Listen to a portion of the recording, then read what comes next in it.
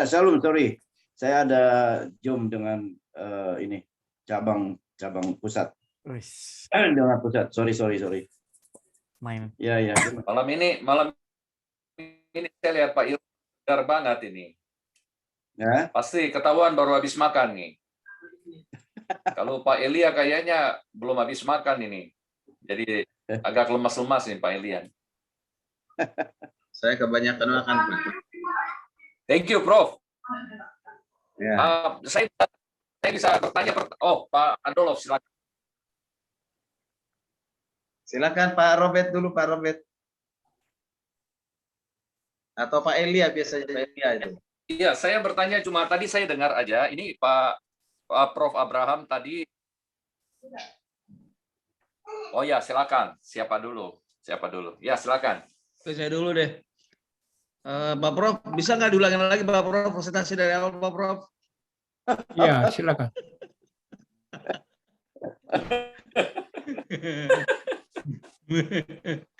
Oke, saya makasih Pak Prof untuk bahasa Ibraninya yang memang saya baru dapat.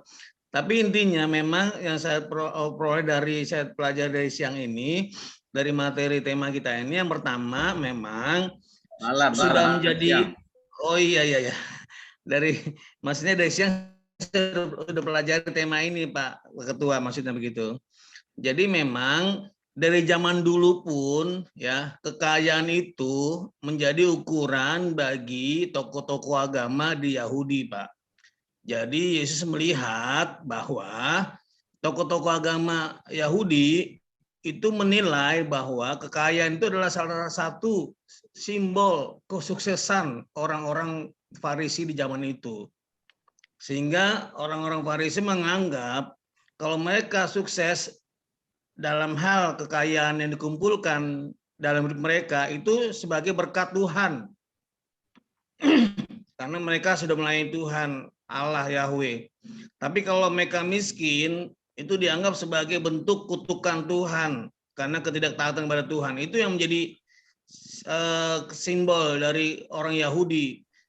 Ya, nggak beda juga dengan kita kan. Kalau kita di sini kan kalau gembala kaya raya, ya kan dianggapnya diberkati. Suaranya didengar oleh ketua sinode, ya kan, bahkan bisa dicalonkan jadi ketua sinode, ya kan, dari kekayaannya. Dan tapi kalau gembalanya miskin, ya kan, masih ngontrak, ya baru dengar, ditengok juga nggak pernah, ya kan. Nah itu juga menjadi simbol. Jadi memang Yesus melihat bahwa memang kalau harta itu memang harta kekayaan, ya.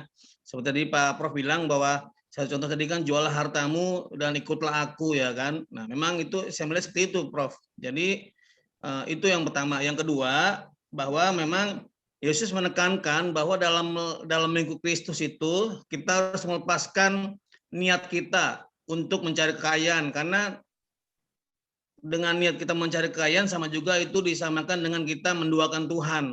Artinya Yesus katakan bahwa pilihlah mamon atau Allah karena tidak bisa mengabdi pada dua tuan, ya kan. Nah, Yesus menganggap dengan kita mengejar kekayaan dalam mengikut Tuhan itu sama juga dengan penyembah berhala. Kenapa? Karena di mana harta kita berada, di situ hati kita berada. Jadi kita lebih mengutamakan siapa nih? Mengutamakan Tuhan atau mamon. Kalau kita mengutamakan Tuhan, berarti kita menuruti menjadi pengikut Tuhan yang setia, mengutamakan Tuhan. Tapi kalau kita mengikuti keinginan kita untuk mengejar kekayaan, itu sama juga kita menyembah berhala. Nah ini yang dibenci Tuhan sebagai salah bentuk penyembah berhala. Demikian Prof yang saya bisa sampaikan. Makasih.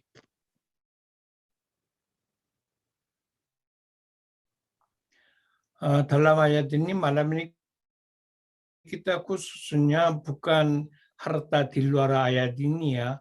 Karena ini ayat ini Hopa Bukit Yesus kan.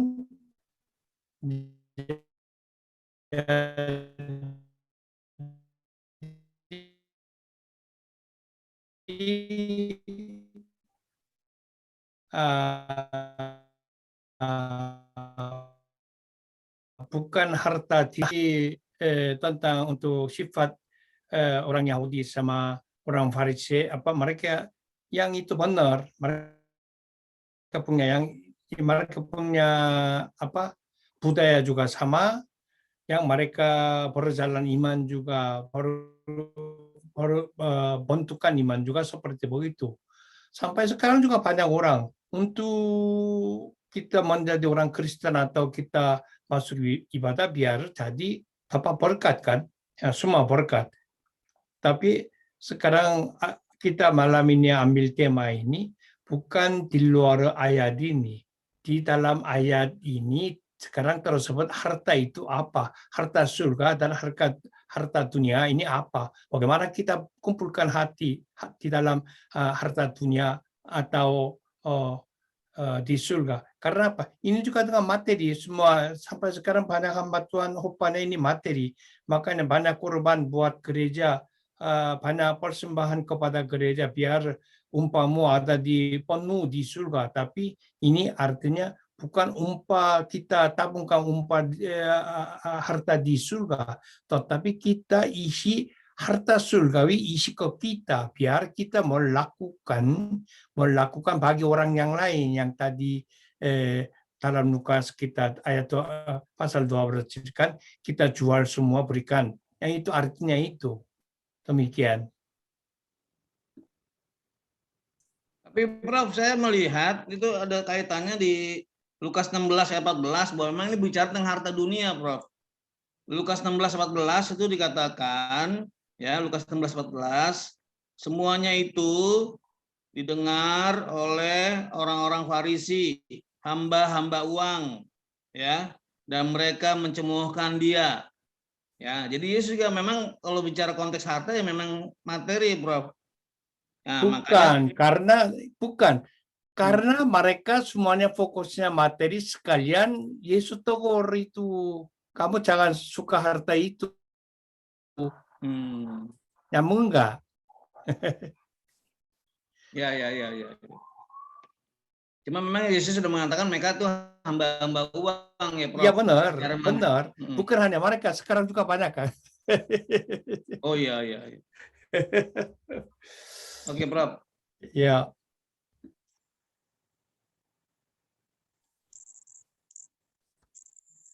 Ya, oke. Barangkali ada teman-teman yang lain sebelum Pak Dr. Adolf.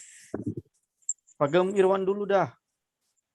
Wah, saya belum lewat dulu lah, yang lain dulu. Pak Robert dulu itu. Oh iya betul. Oke, silakan Pastor Robert. Guru saya dia. Ya, thank you Pak Elia. Thank you Prof. Untuk pertanyaan pertama aja ya Prof. Tadi di dalam ayat itu yang tadi saya mau tanya, ayat 19 itu di mana Prof sampaikan di dalam bahasa aslinya, terjemahannya janganlah kamu mengumpulkan harta di bumi. Harta di bumi ini tadi tolong koreksi Prof, mungkin saya salah dengar. Tapi tadi Prof katakan hasil dari bumi atau hasil bumi. Ini yang mana yang benar ini? Hasil dari bumi atau hasil bumi? Karena kalau sesuai dengan bahasa Indonesia, kedua kata ini bisa beda. Hasil dari bumi dan hasil bumi. Kalau hasil bumi itu segala hasil, ya kalau kita dalam bahasa Indonesia hasil bumi itu ya ini ya kayak ubi gitu ya, padi gitu ya. Nah, kalau hasil dari bumi bisa apa ya? Bisa terjadi suatu arti yang beda di sini. Nah, itu pertanyaan saya dulu, Prof. Yang maksudnya apa nih hasil bumi? Ya, kalau bumi atau hasil mana? Hasil bumi, Prof. Harta kalau bilang jangan simpan harta bumi, kalau begitu bagaimana? Jangan simpan harta bumi. Saya nggak tahu. Jadi hasil ya, dari makanya bumi gini kan, coba Pak Robert dengar dulu ya. Karena hasil bumi adalah hasil bumi itu adalah saya korbankan, saya mengusahakan lalu ada yang hasil itu dapatnya hasil bumi kan.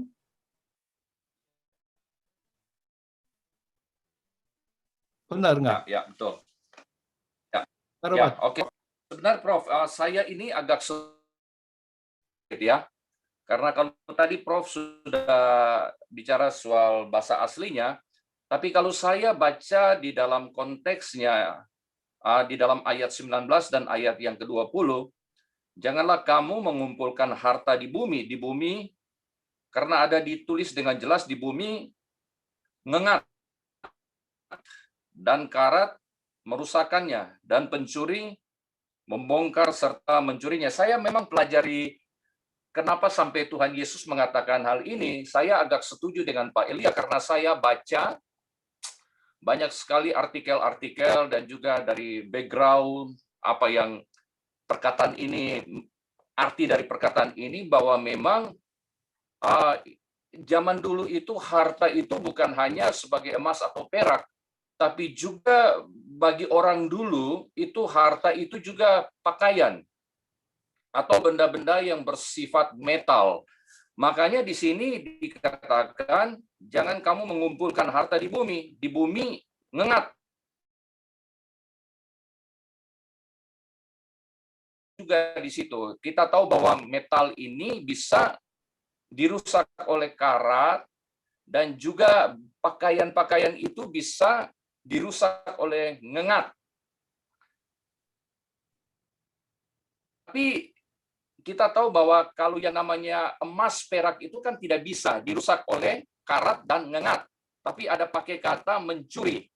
Jadi emas itu bisa dicuri, perak itu bisa dicuri. Jadi memang saya agak setuju. Tolong di ini ya, Pak Prof. Jadi memang Yesus mengatakan di sini ini betul-betul ini bicara tentang harta dunia yang kita kenal sebagai harta dunia, karena yang tadi Prof sudah katakan di dalam bahasa aslinya harta itu kan Thesauros ya. Thesauros itu artinya wealth ya, kekayaan. Itu yang pengertian saya seperti itu. Jadi memang ini bicara harta dunia ini saya artikan secara harafiah harta dunia, Prof. Tetapi kalau harta surgawi, harta sorga, karena di sorga ngengat dan karat tidak merusakkan, dan pencuri tidak membongkar serta pencurinya. Karena di mana hartamu berada, di situ juga hatimu berada. Jadi yang dimaksudkan ayat 20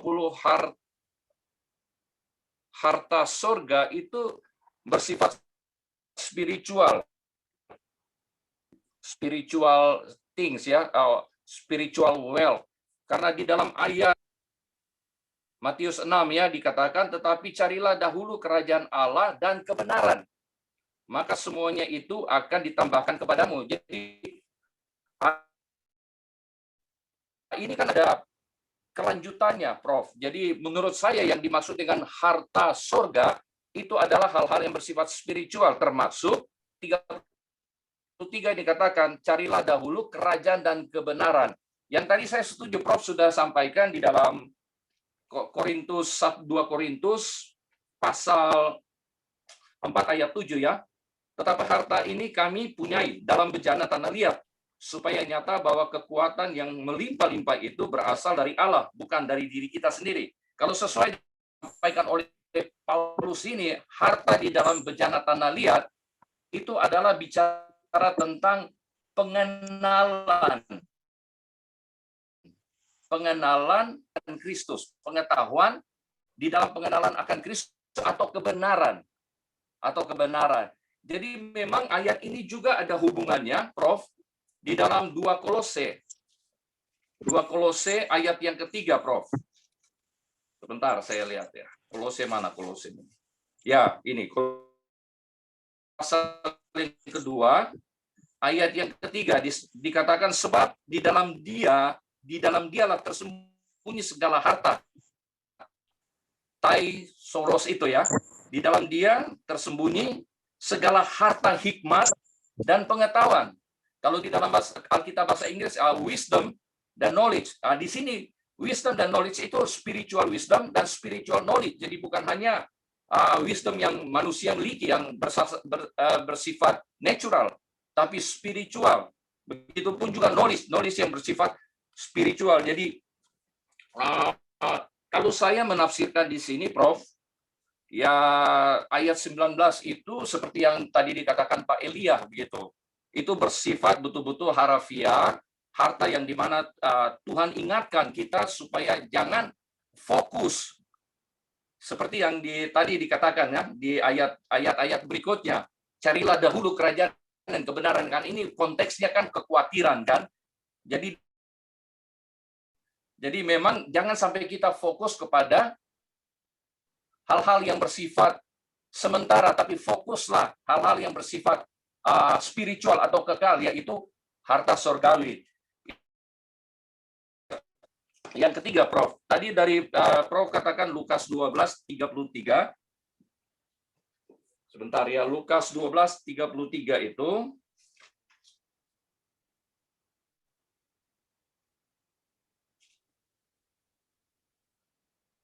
Jualah segala milikmu dan berikanlah sedekah. Ya kan? Ya, ini menurut saya Tuhan tidak ini ya, kalau sesuai dengan konteks. Ini bicara juga tentang kekhawatiran ya, sesuai dengan konteks ini memang sebenarnya Tuhan tidak encourage kita ya untuk menjual segala harta kita yang ada. Ya kan? Terus berikan begitu. Ya makanya tadi Prof katakan bagaimana bisa? Bagaimana nanti kita bisa hidup kalau semua kita jual terus kasih ke orang-orang yang membutuhkan, terus kitanya gimana gitu. Tapi menurut saya konteksnya tidak seperti itu. Prof, ini artinya di mana kita ini jangan terikat. Jangan terikat oleh harta di dunia ini. Makanya ayat yang terakhir, di ayat 34 dikatakan, karena di mana hartamu berada, di situ hatimu. Jadi Tuhan mau ingatkan untuk pendengarnya, murid-muridnya, supaya jangan sampai hati kita ini terikat oleh harta dunia.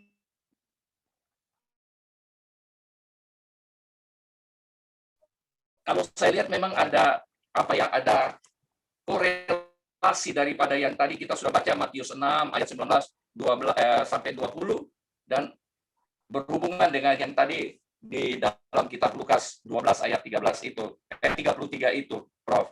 Jadi memang sekali lagi saya agak setuju dengan Pak Elia di sini, Prof, bahwa yang dimaksudkan harta dunia betul-betul itu secara harafiah saya mengartikan harta dunia, karena saya pelajari memang betul ini karena ada ngengat di situ, ada karat di situ, dan juga harta surgawi itu saya artikan itu bersifat spiritual things, ya kan, hal-hal yang bersifat spiritual, kerajaan Allah, kebenaran kita harus mencari kebenaran akan Kristus, dan kebenaran kerajaan itu yang bersifat kekal, itu yang tidak akan bisa tersentuh oleh nengat dan karat, begitu Prof, dan tidak bisa juga dicuri.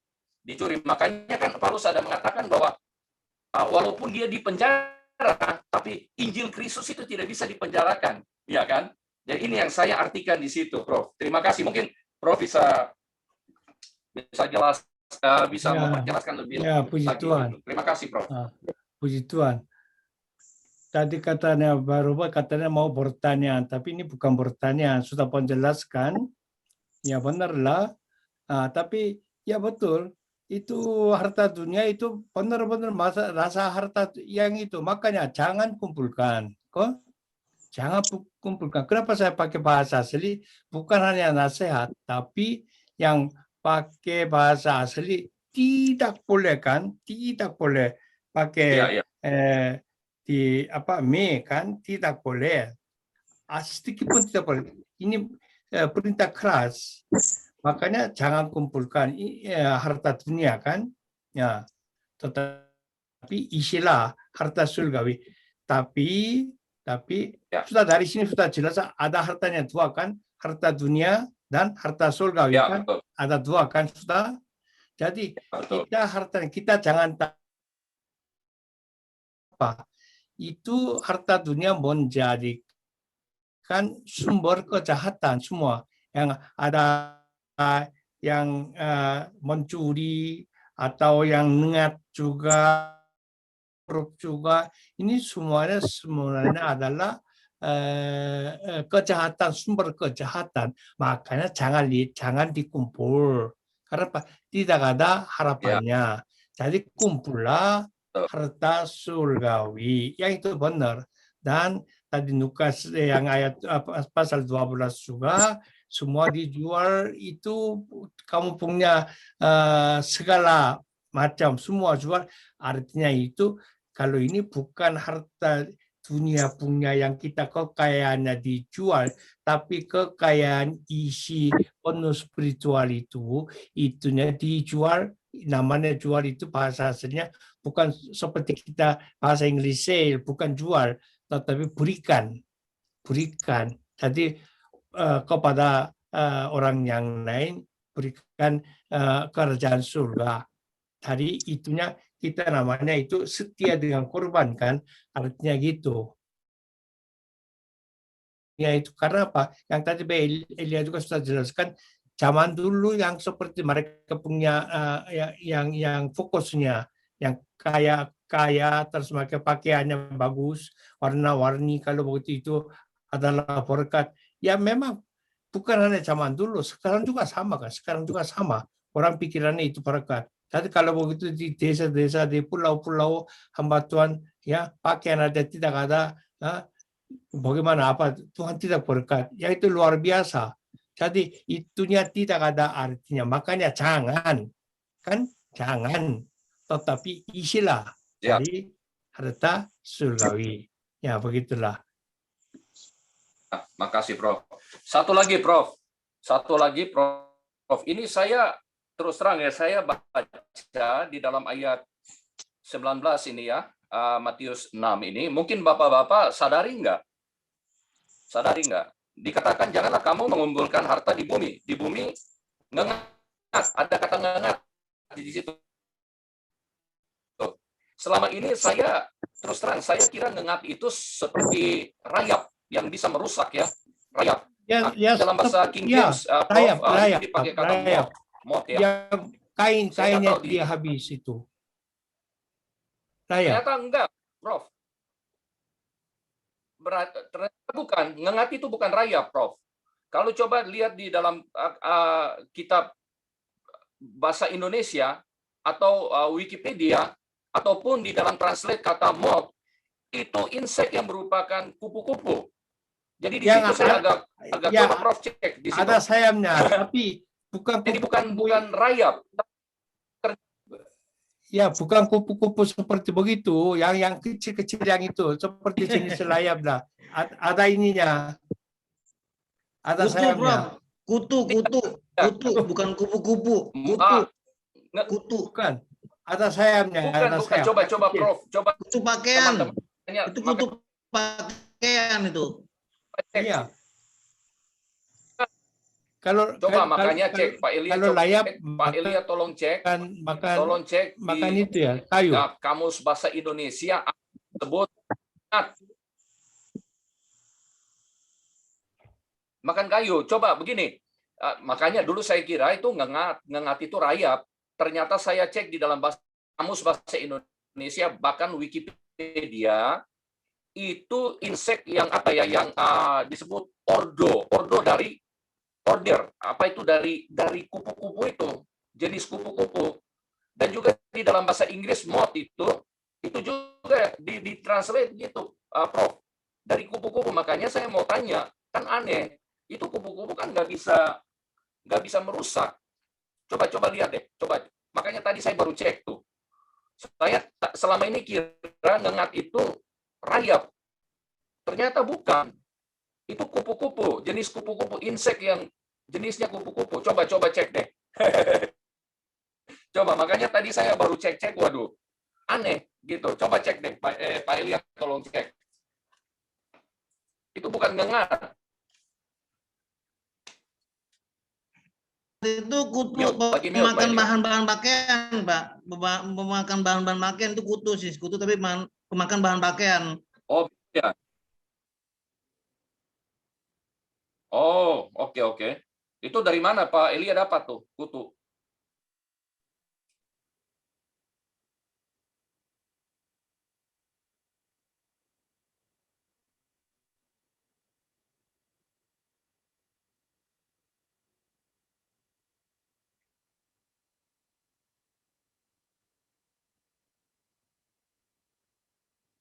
Karena di gengat sini, ini artinya begini, gengat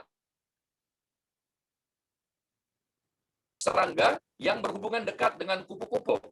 Lepidoptera.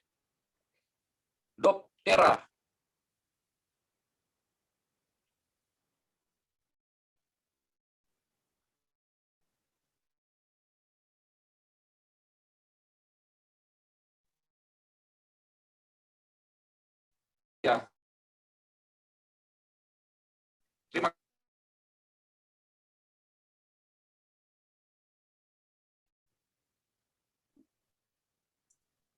Ya, baik. Itu. Terima kasih. Ada lagi yang lain, Bapak Ibu? Bapak Ibu, Bapak-bapak.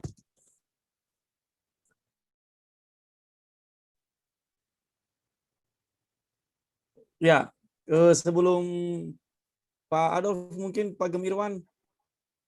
Ya, oke. Saya dapat sedikit tadi dari renungan kita. Memang saya sayang skip nih ya, penjabaran dari Pak Prof ini. Tapi kalau boleh materinya nanti dikirim Pak Prof. Ya, kalau saya berpikir begini, manusia itu tidak lepas dari kebutuhan. Ya, segala sesuatu memang kita hidup tidak lepas daripada apa yang dinamakan needs, kebutuhan. Selama itu kebutuhan itu masih dalam batas-batas wajar, maka saya melihat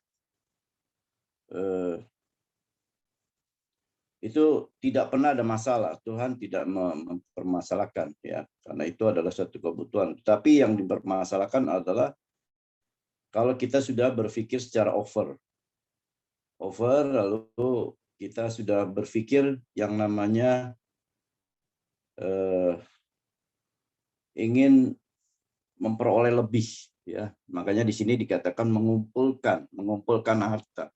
Mengumpulkan adalah tindakan di mana kita melakukan satu tindakan untuk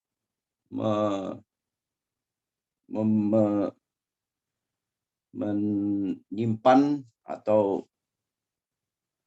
menimbun, ya. Jadi harta dunia ini istilahnya adalah sesuatu yang sementara, ya. Harta dunia yang disebut sementara, kalau kita berpikir hanya ke sifat yang sementara, maka yang kekal itu akan pergi dari kita. Karena kita tidak bisa memiliki dua tuan. Makanya di sini harta dunia itu menjadi sesuatu yang dipermasalahkan oleh Tuhan, ya. Yesus menantang iman kita di sini. Ya, kalau kamu istilahnya mau mengumpulkan harta dunia, maka menjadi tidak layak, ya. Karena mengumpulkan harta dunia itu adalah suatu tindakan kekhawatiran. Kekhawatiran akan masa depan, kekhawatiran akan waktu-waktu yang ada di depan, ya. Sesuatu yang istilahnya menjadi satu,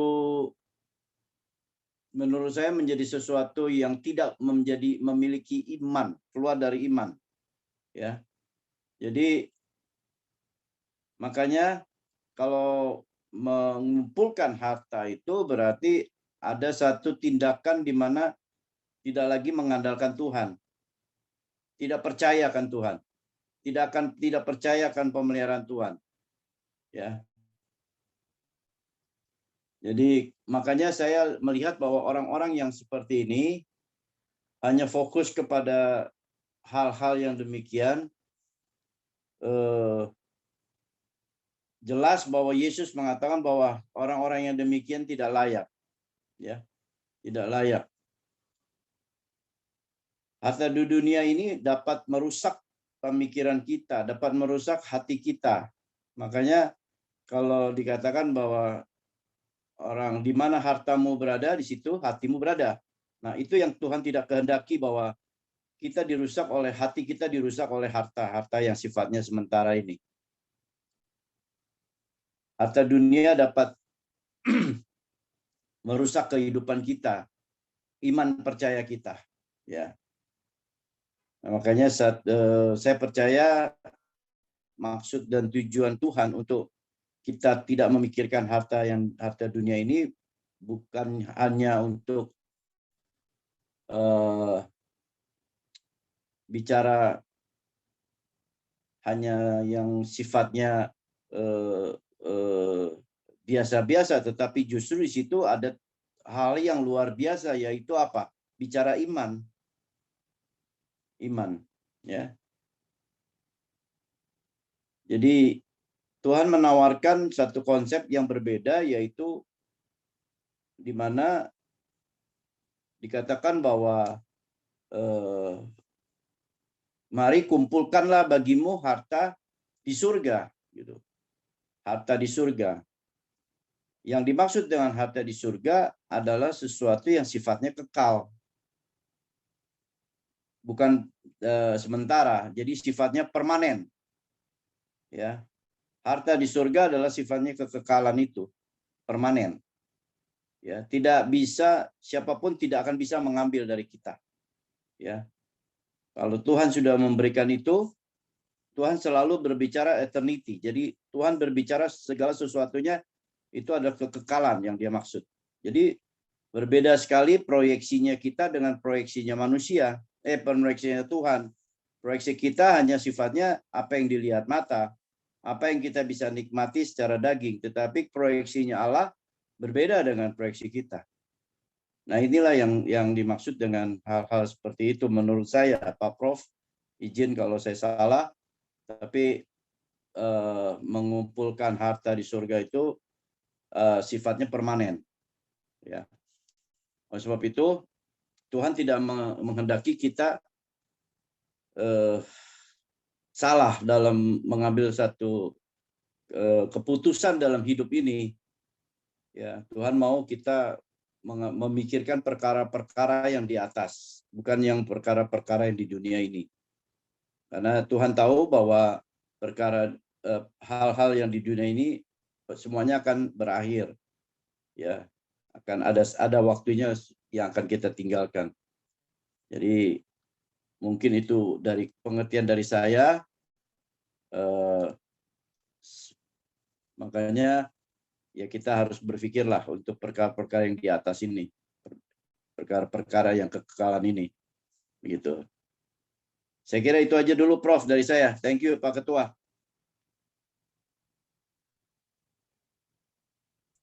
Ya, oke, thank you Pak Gemirwan. Masih ada Pak Dias, monggo Pak Dias, nanti baru Pak Hans, baru setelah itu langsung saya kasih ke Pak Prof Adolf. Baik, makasih Pak Ian. Maaf saya nggak munculkan video karena error ininya, apa namanya, nggak fotonya saya keluarkan error apa kalau buka video. Iya Pak, nggak apa-apa. Gelap-gelap begitu. Makasih Pak Ian. Pertama juga makasih untuk profesor yang sudah memberi kerangka berpikir ya, landasan berpikir, kerangka berpikir untuk melihat Matius 6 ayat 19 dan 20. Itu. Yang saya mau fokus ke bagian ini saja, nggak mau melebar kemana-mana. Yang pertama yang saya dapatkan dari kerangka berpikir profesor tadi itu, kalau ngelihat ada kata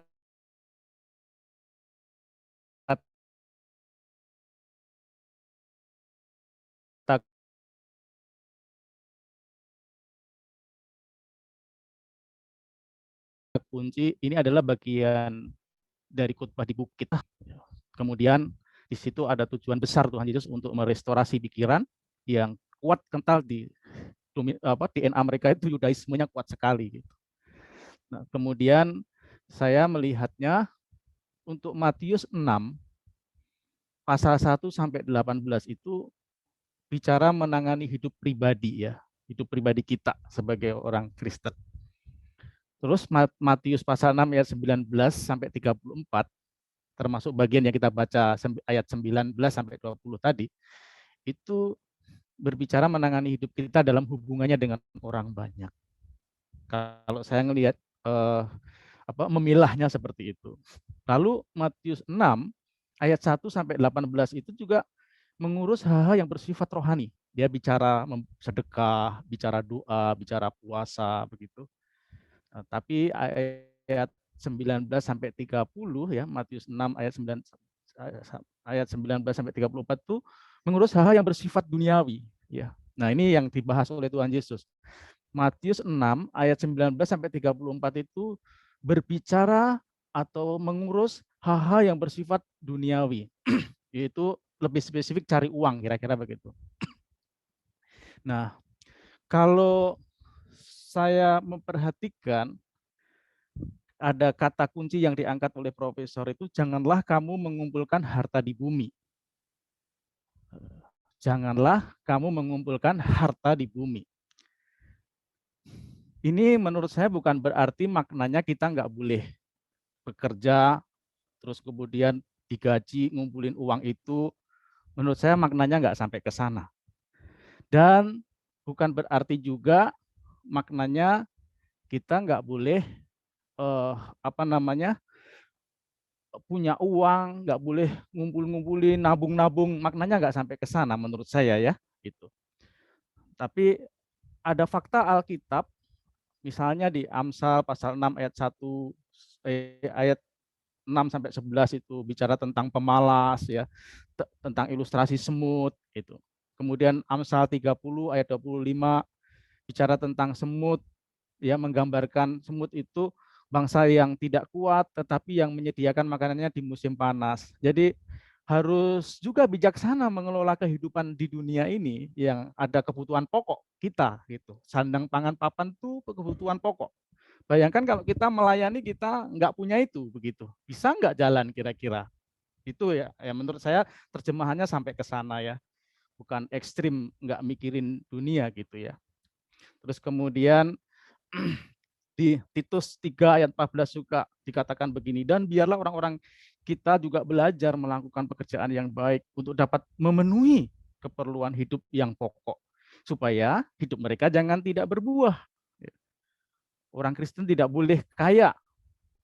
Masa nggak boleh kaya? Menurut saya di dalam Alkitab ya, orang-orang yang taat itu kaya raya. Ada catatannya itu. Abraham itu kalau di istilahnya dikontekskan sekarang ditulis laporan harta kekayaannya Abraham itu, saya yakin dia termasuk orang urutan terkaya di dunia.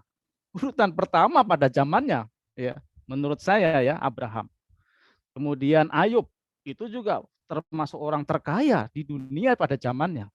Ayub itu orang yang sangat setia gitu. Ishak juga dikatakan dalam Kejadian itu dia semakin kaya begitu ya. Itu. Jadi menurut saya arahnya tidak bicara jangan sampai mengumpulkan harta begitu, maknanya bukan seperti itu, tetapi makna dari kata jangan mengumpulkan harta ini, jangan mengumpulkan harta di dunia itu ya tadi bicara fokus ya. Kita tidak boleh mengumpulkan harta demi diri sendiri. Kira-kira maknanya begitu. Kita tidak boleh mengumpulkan harta secara egois. Menurut saya maknanya lebih ke sana ya. Jadi kita boleh bekerja, boleh mengumpulkan uang, boleh mengatur, memanajemen kehidupan pelayanan. Pasti ada pengeluaran untuk makan, untuk beli baju, untuk pelayanan, untuk ini. Oleh karena itu, menurut saya bekerja saja itu adalah ibadah gitu. Bicara hal yang rohani, karena saya selalu bicara sama pada waktu dia kuliah itu, kamu itu nanti setelah kuliah lulus dari kampus-kampus terbaik,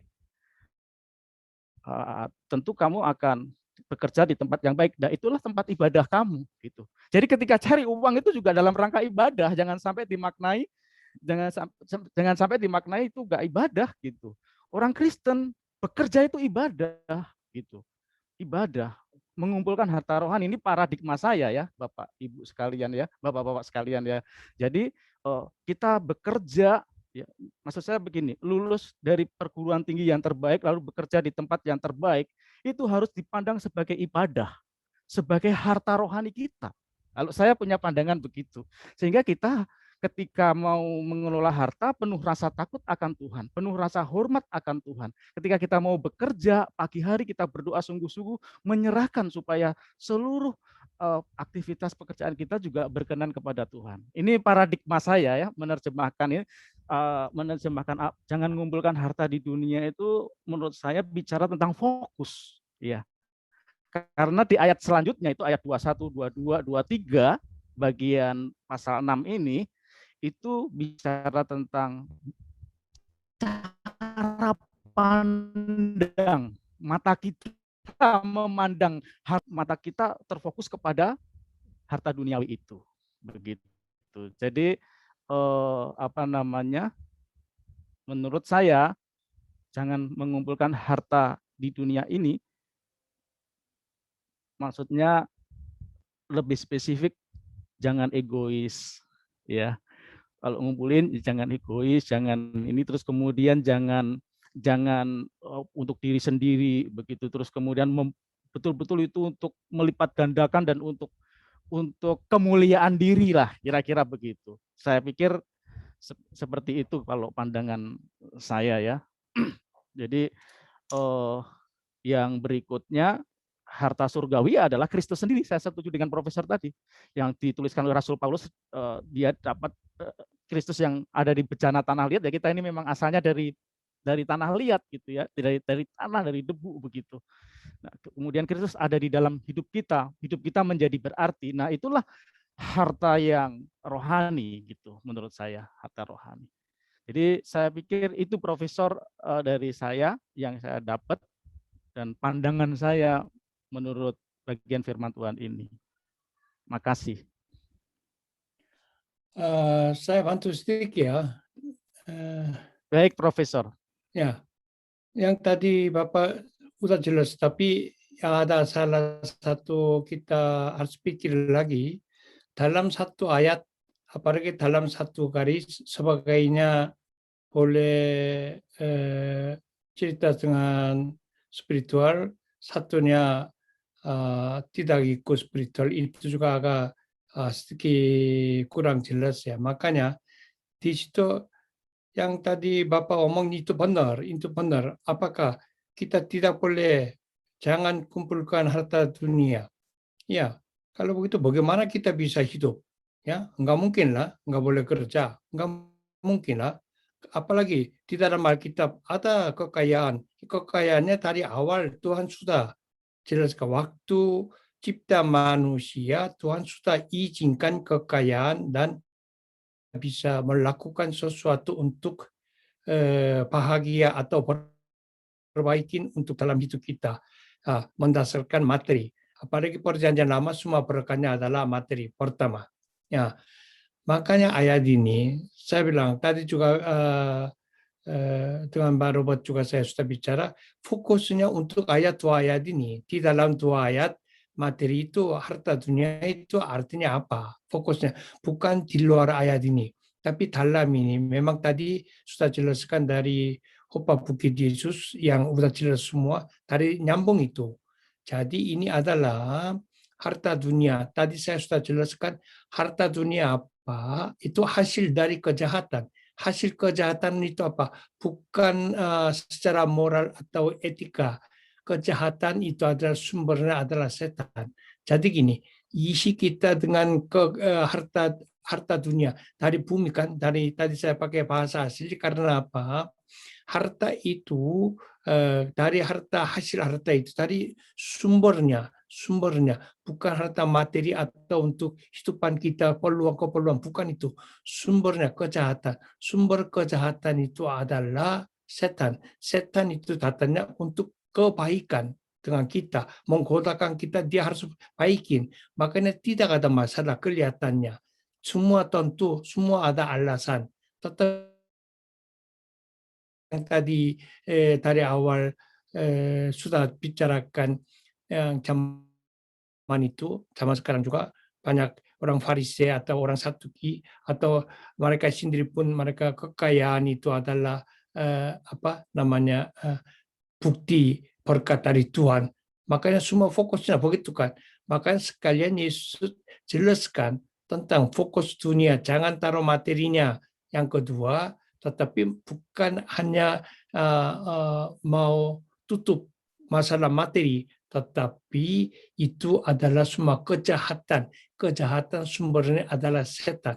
Jadi kita bertandingkan dengan harta surgawi adalah Yesus, adalah Injil. Berarti harta dunia itu adalah hasil setan. Makanya tadi yang pertama yang ayat 11, Matius ayat 11 sama Matius 6 ayat 19 sampai 20 di situ tertulis ya yang pakai me itu jangan berkumpul kan. Saya pertama awalkan me jangan sedikit pun tidak ada longgar, jangan me desa urijo, tidak boleh berkumpul. Masa tidak boleh berkumpul? Kalau kita bisa bagaimana hidup? Bukan. Tetapi Alkitabiah bilang tidak boleh berkumpul. Tetapi thesaurus epi G, harta surgawi kamu dikumpul. Dua-duanya artinya semua spiritual. Yang harta duniawi ini adalah hasil setan, kejahatan, ya. Terus harta surgawi itu adalah Injil, Yesus, ya. Jadi bukan kita tidak boleh kalau itu bagaimana kita hidup. Yang tadi di ujung sesuatu ayat ini bilang dahulu carilah dahulu kemuliaan kerajaan surga. Kalau itu nanti semuanya akan diberikan. Berarti ini harta hidupan kita dong. Makanya ayat ini hartanya bukan harta materi, tetapi harta spiritual, kejahatan duniawi, kejahatan setan. Amin. Ya? Mengerti, jadi mengerti tuntas, Profesor saya. Iya. Oke. Ya, amin, amin.